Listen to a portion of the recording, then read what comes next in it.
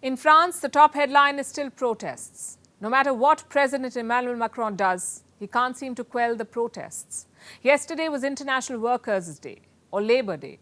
So, of course, France took to the streets. More than 300,000 people demonstrated. They were against Macron's pension reform. He passed that law last month. He raised the retirement age in France from 62 to 64, and the people are having none of it. They do not want to work for 2 more years. They began protesting months before the pension bill was passed.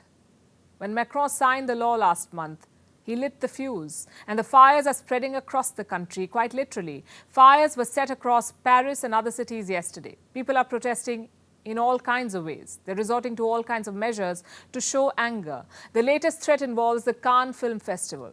France is hosting the festival this month, and protesters say they will cut power. So the red carpet event may go dark.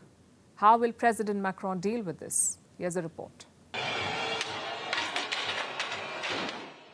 This is Paris. The city of love is angry.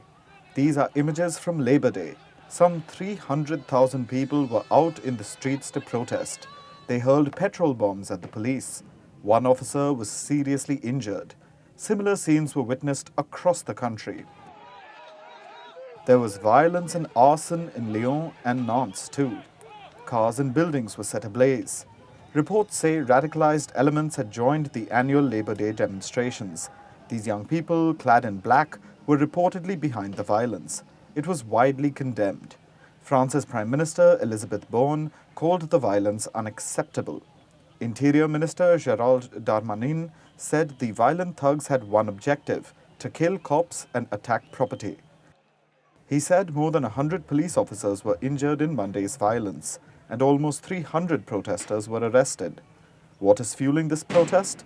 Why are the people of France angry? They're against a pension reform. It raises the retirement age from 62 to 64. The French don't want to work for 2 more years, so they're demonstrating. They want the law to be repealed. And they say they won't rest till Macron relents. The French president has called for 100 days of peace. The protesters refuted by calling for 100 days of anger. We will continue until the withdrawal. We will not give up because we listen to what the population wants. And the population doesn't want it. The government doesn't listen to us. The employers don't listen to us either. We will continue with perhaps different forms of struggle, but we won't give up because we listen to the voice of the workers. What are these different forms of struggle? Well, it means some of France's upcoming cultural events face a blackout risk. You see, French protesters are getting creative. They've been cutting the electricity at various places Macron visits, like the airport in the city of Montpellier and a local school that Macron visited.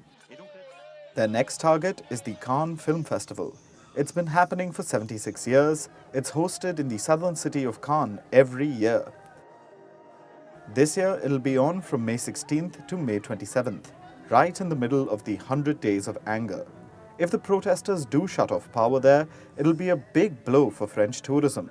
How will the country invite visitors if it can't even keep the lights on? But the protesters are hoping to get support from French celebrities at Cannes. Several French stars have opposed the pension reforms too. In March, 300 celebrities wrote an open letter to Macron. They demanded that he withdraw the legislation. So these French stars may not mind a pitch-black red carpet. The Cannes Film Festival isn't the only event at risk. The Formula One Monaco Grand Prix and the tennis French Open may get their lights cut too.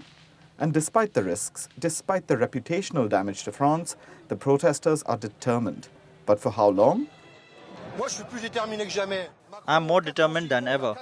Macron has to stay on for 4 more years. We will go on for 4 more years, no problem. I'm here.